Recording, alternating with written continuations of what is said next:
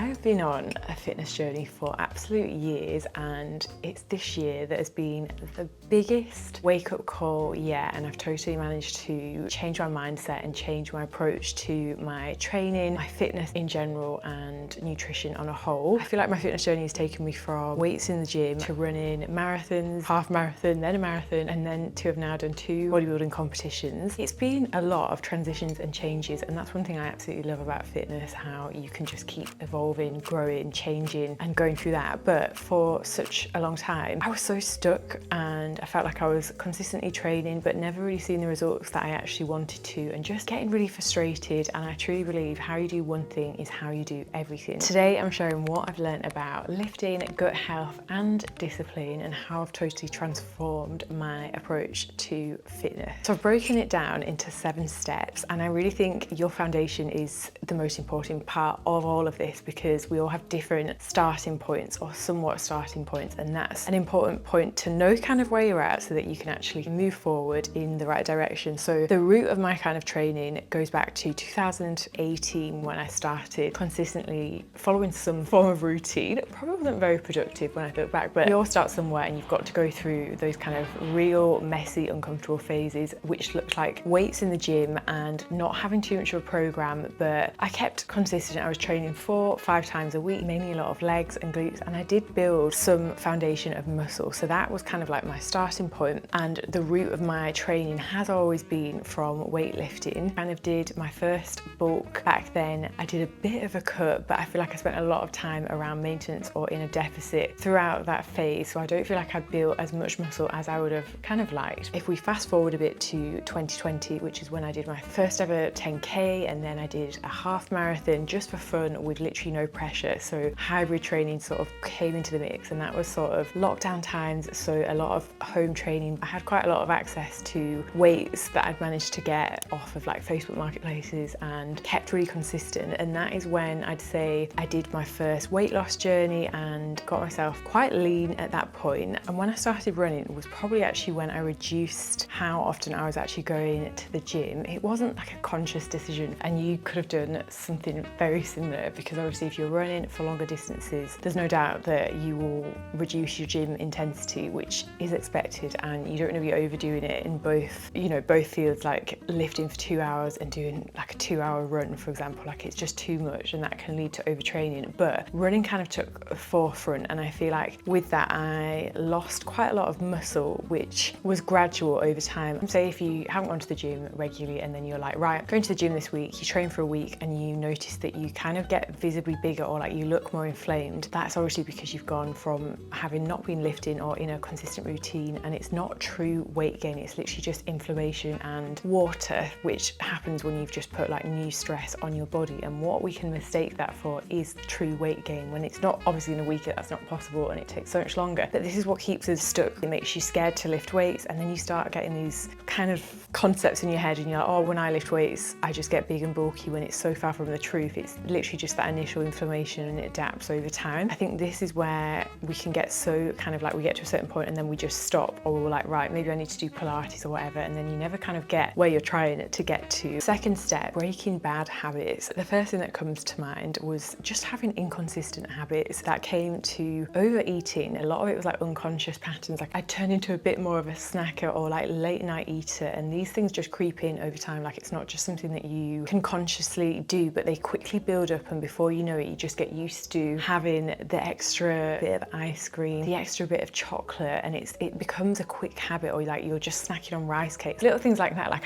you might also be like this, where you eat healthy but you're just eating a lot more, which is so easily done, and especially when you're just like unconscious. And I always think when you're stressed, that is usually when these kind of creep in. And for me, I had like 2 solid years where my stress levels were high, and I was going through a lot. And it's also about giving yourself like some compassion and kindness during those times, and knowing that like you're gonna have phases where your body fluctuates. Like, don't always expect it to stay the same. Another inconsistent habit of mine was being kind of aware that I wasn't really being consistent, and then not really doing anything to change it. So just keeping consistent with the stuff that wasn't working. That kept me stuck, because I just didn't want to address like the root, because obviously it's hard times, and you've got to get to that point of discomfort before you decide to change. But if I could help you get to that point, then like that is when you're gonna really make lasting change. And the next part that transformed my journey this year was creating systems in place and a place where you can show up, as in like that you actually have to be accountable, because we can't always train with a friend, or we have got busy lives, and a lot of our fitness journey is on our own. Like it's us early morning or late night training. Yeah, we're in a gym full of people, but sometimes it's easy just to get into those habits of not fully showing up for yourself, or like you go to the gym but you might just do a shorter session. Whereas when you have got that skin in the game, as in you're in a community of other women and you're actually committing, so you're starting a challenge or a program where you have accountability. This is exactly why I created my Flowness Club. I found a lot of my fitness journey has been a bit lone wolf, and I feel like there's a space where we can all come together, and that is what I feel like we're creating inside the Flowness Club. This is where you check in at least once on a weekly basis and you fill in the prompts that I set out, so that we keep you actually on track. You've got that accountability and somewhere to fully show up and be seen. And then we also have our daily acts of flowness, where it can literally just be one thing that you've done that day, as small or as big as you like, but just one thing, and it's achievable, manageable, can be done in a few minutes, and you've got that accountability, like you are showing up, and you're much less likely to then skip on your training session, and also just feel a part of something bigger, and that you're working towards something that's a bit more aligned across all your values. That is exactly what we've got coming up in January, and I'd love you to be a part of that. Next is my relationship with the scale. I just didn't really weigh myself for a few years, and I've never really had any sort of relationship with the scale. Like I've never been obsessive, and I've never really consistently weighed myself. But when I did step on the scale, I was like, oh my God, that's about 3 or 4 kg from when I last weighed myself. However, I see a lot online, people say, oh, don't weigh yourself if it is something that stresses you out, and I totally get that. But if you have got a bad relationship with the scale, it's worth addressing where's that coming from, because weight gain isn't a bad thing. Like your scale moving up and down is not a bad thing, and I think that should be more something that we address rather than just saying take out the scale, because in my opinion, I think anything that gets tracked gets kind of managed. And I'm not talking about being obsessive with these things, but looking at why have you got such a negative connotation with the scale going up, looking at your scale weight as an average, like a moving average,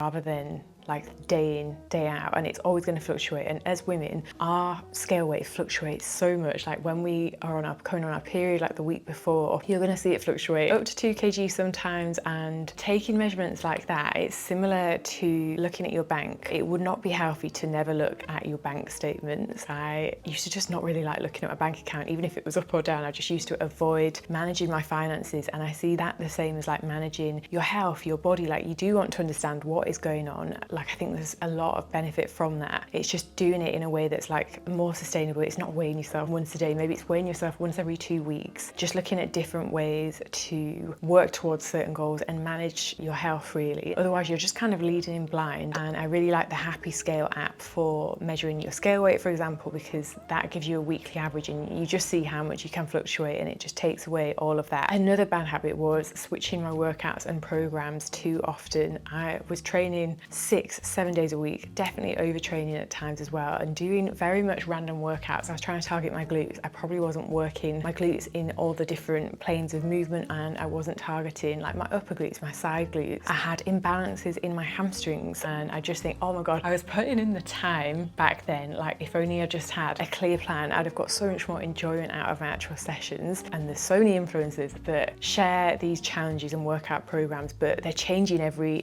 week or every 2 weeks. Like you've got a squat in 1 week, and then the next week you've got an RDL, and then you go to a different variation of deadlift altogether, and you're never going to see results that way. I only saw results when I stuck to a program, made sure I was progressing with that. I'd modify ever so slightly. Say if I'm doing an RDL, I might do a machine RDL and change variations like that. And if you're someone who's like, oh, I just get bored of my program, then you're never going to see true results. Like that is just the truth of seeing results and being able to build muscle. It's something that takes time, and I feel like not enough people will be honest with you about that, and they just want to take your money for one. And I don't want you stuck in the same cycles that I was, because it doesn't need to be so overcomplicated and then just leave you feeling like you never really get anywhere, and you are at that point where you're sort of questioning, is it my genetic? Could I just never be in shape? Could I never be lean enough? Or like you start thinking, maybe I just couldn't be strict enough. And it's not that. Like you can have it all, and you can have balance in your own way. I've only ever seen results and seen my body change from that consistency honestly, finding my why. You've heard me mention in the reinvention diaries, like I reached a point of uncomfortable where I just knew I had to change, and what it used to feel like when I was thriving, which was almost painful to look back on. I don't want you to get in that comparison loop where you're looking back at this past version of yourself who was a different person, didn't quite have the knowledge. Like we only get taught the same lessons over and over. Like if you sometimes feel like I made 10 steps forward and then I've just gone right back to the beginning, like it is part of the process, but there's something new that you needed to learn that's taken you back, but it's going to catapult you forward. So I want you to look at it like that. Like there's no such thing as backward. Like there's obviously some lesson in there somewhere. Like for me, this past 2 years has taught me is just to be more unapologetic, to be honest. Like I feel like that was like the underlying lesson in a lot of all of this. Before you next dive in to setting another fitness goal, whether that is running a marathon or doing something amazing like that, or running a high rocks, just make sure that it's actually what you want to do and that it aligns. Like I think I was training in a way that actually didn't align with what I actually wanted. Like I do want to be able to sculpt my physique in a way, and I want to feel confident in my own skin. And I think having a performance goal is amazing and having an aesthetic goal is amazing. Like you can have the two that go so well together. If you really want to build some muscle, maybe the high rocks training isn't necessarily going to enable you to build a lot of muscle in an amount of time. Or like say if your goal is fat loss, marathon training isn't going to align with like a pure fat loss goal. As in like, I would never recommend someone to start marathon training for that purpose, because you need that food for fuel. You do not need to be in a calorie deficit whilst training for a marathon. For example, I put on weight with my marathon training. What I'm trying to say is like, make sure you actually are being honest with yourself and not trying to just please anyone else. Having a look at like what your actual goals are before you start a new program. Make sure it is properly aligned. Otherwise you just end up spending a lot of time doing something that you don't even want anyway. And maybe you don't want much muscle or like whatever, but it's just finding what genuinely works. I have always loved like there's elements of bodybuilding and training in the gym that bring me so much happiness. I love the mind to body connection that comes with lifting in the gym, and especially with hypertrophy training, like you need to focus on that muscle connection. Like the amount of time I'm there, like closing my eyes, like making sure I can really feel what muscle I'm working. And it's one of those training styles that is continuous improvement, as in just today alone, I was doing a lateral raise. I slightly positioned my arms different, and the way I felt it, it was like I'd never done a lateral raise in my life before I'd made this small tweak. And it's continuously like humbling, to say the least. As well as that, bodybuilding takes so much patience and it's a process. Discipline spills